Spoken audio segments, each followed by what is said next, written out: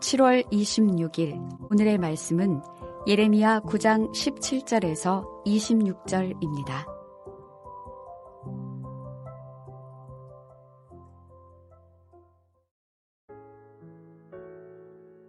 만군의 여호와께서 이와 같이 말씀하시되 너희는 잘 생각해보고 곡하는 부녀를 불러오며 또 사람을 보내 지혜로운 부녀를 불러오되 그들로 빨리 와서 우리를 위하여 애곡하여 우리의 눈에서 눈물이 떨어지게 하며 우리 눈꺼풀에서 물이 쏟아지게 하라. 이는 시온에서 통곡하는 소리가 들리기를 우리가 아주 망하였구나. 우리가 크게 부끄러움을 당하였구나.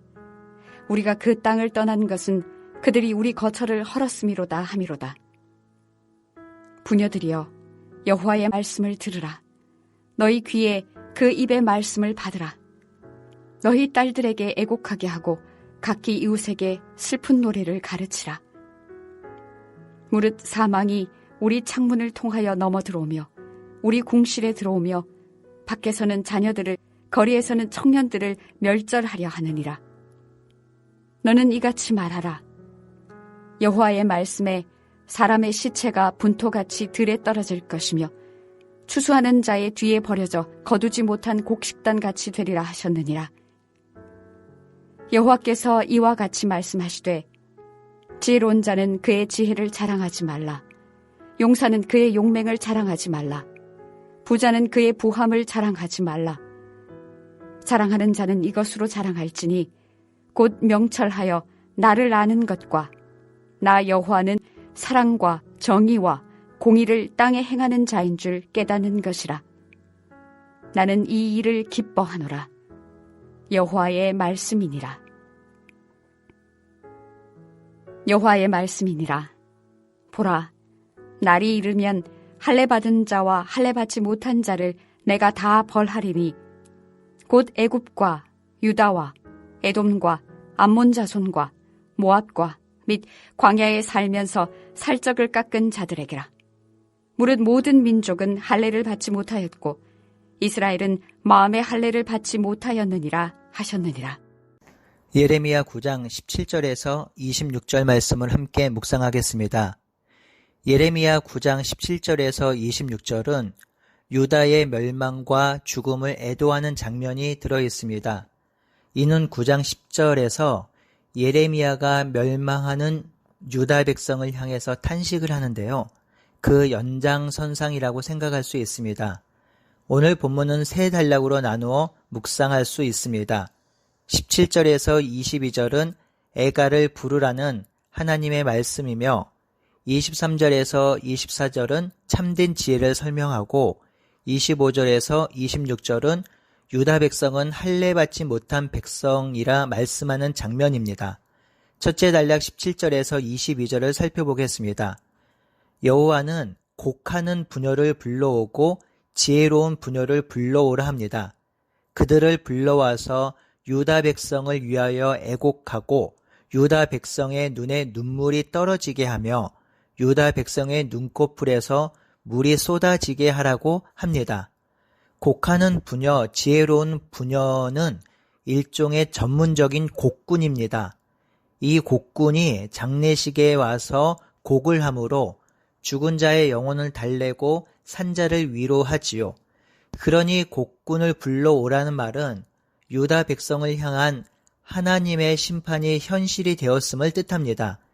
그래서 곡군을 불러와서 심판당하고 죽음당하는 유다 백성을 위해 애가와 조가를 부르며 그 죽음을 슬퍼하고 애도하라는 뜻이죠. 이 곡군이 애가와 조가를 불러야 하는 이유가 19절에 있습니다. 시온에서 통곡하는 소리가 들리기 때문이죠. 이 통곡하는 소리를 들어보니 우리는 아주 망하였구나. 우리가 크게 부끄러움을 당하였구나. 우리가 그 땅을 떠난 것은 그들이 우리 거처를 헐었기 때문이구나 라고 합니다. 이는 하나님이 북방에서 한 나라를 세워서 유다 땅 예루살렘을 침공하여 그 땅을 황폐하게 하였기 때문입니다. 그래서 그 땅은 사람이 살 수 없는 땅이 된 것이죠. 상황이 이렇게 되었는데도 불구하고 유다 백성은 스스로 울 줄도 모르고 통곡할 줄도 모르니 지금 곡군을 불러와서 대신 곡하라는 것입니다. 이 단락은 하나님의 율법을 버림으로 나라가 황무하게 되었음에도 불구하고 유다 백성 중 어느 누구도 그 상황을 아파하거나 탄식하거나 한탄하거나 울지 않기 때문에 곡군을 불러와서라도 대신 곡을 하고 애도하고 울라는 말입니다. 오히려 여호와께서 이 상황을 안타까워하는 모습입니다. 20절의 선지자는 부녀들에게 여호와의 말씀을 들으라고 하는데요. 이 부녀들은 유다 백성의 부녀를 말하는 것이 아니라 17절에 등장한 전문적인 곡하는 여자, 곡군입니다. 그녀들에게 유다의 딸들에게 애곡을 가르치며 이웃에게 슬픈 노래를 지어 가르치라고 합니다. 이 말은 지금 유다 백성이 당하는 심판과 재앙의 의미를 가르치라는 뜻이지요. 왜 심판당했는지, 왜 재앙이 임했고 죽음을 경험하는지 알려주라는 것이죠. 가르치는 내용은 21절인데요. 21절은 조가, 애가라고 보면 되겠습니다. 사망이 우리 창문을 통하여 넘어 들어오고 우리 궁실에도 들어오며 밖에서는 자녀들을, 거리에서는 청년들을 멸절한다고 노래하라 합니다. 사망은 하나님의 심판과 재앙으로 그 사망이 가정으로, 왕궁으로, 다음 세대인 자녀들과 청년들에게로 스며들며 그들을 멸망시키는 것을 애가로 부르라는 것이죠.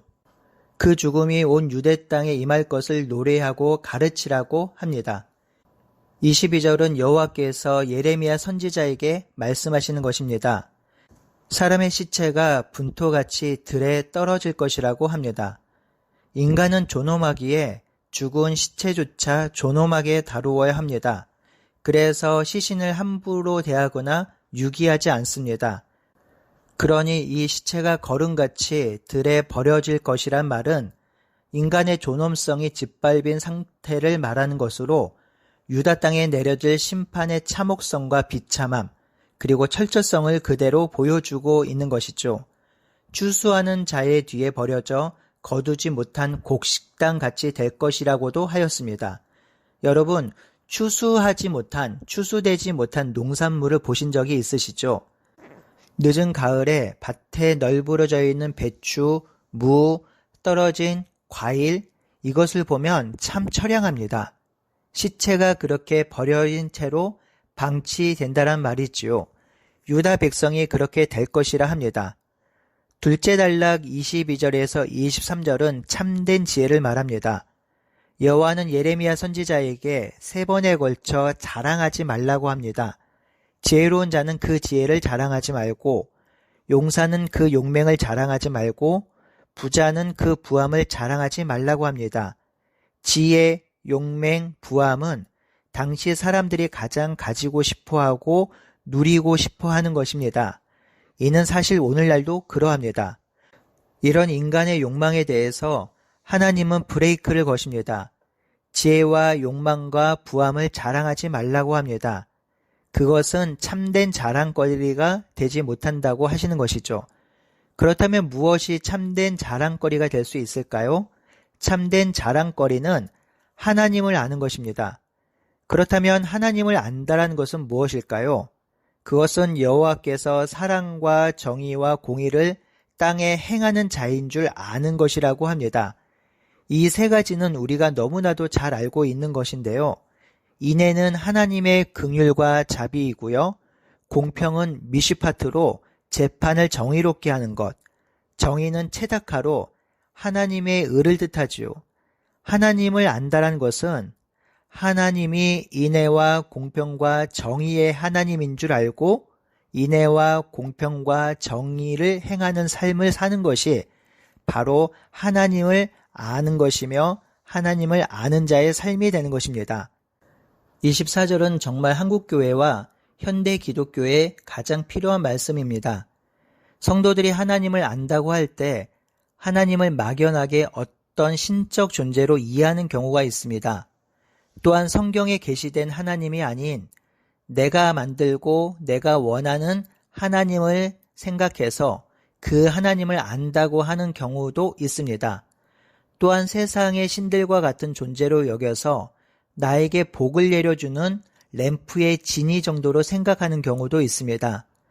하지만 진실로 하나님을 알려면 성경에 계시된 하나님을 알아야 하며 오늘 본문에 말씀하신 인애와 공평과 정의를 행하시는 하나님을 알아야 합니다.